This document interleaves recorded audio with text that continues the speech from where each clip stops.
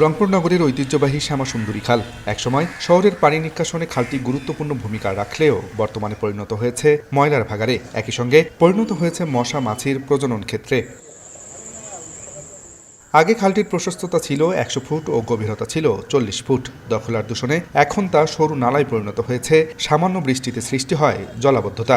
এর আগে ২০০৯ সালে ১২ কোটি ও ২০১২ সালে খালটি খনন ও সংস্কারে ব্যয় হয় ২৪ কোটি ৮০ লাখ টাকা।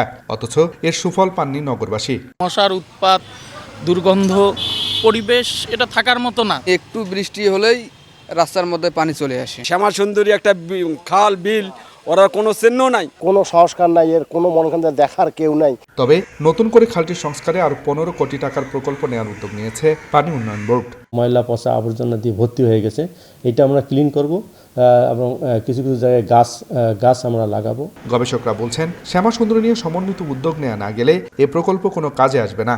এগুলোর জন্য একটা সমন্বিত প্রকল্প নিতে হবে, যেখানে পরিবেশ থেকে শুরু করে সিটি কর্পোরেশন থেকে শুরু করে এলজিইডি থেকে শুরু করে সবাই মিলে এখানে একটা প্রকল্প গড়ে তুলতে হবে। তবেই কেবল শ্যামাসুন্দরী সুরক্ষা পেতে পারে। নগরীর ভেতর দিয়ে প্রবাহিত শ্যামাসুন্দরী খালের দৈর্ঘ্য প্রায় ১৬ কিলোমিটার। আব্দুর রশিদ জীবন, সময় সংবাদ, রংপুর।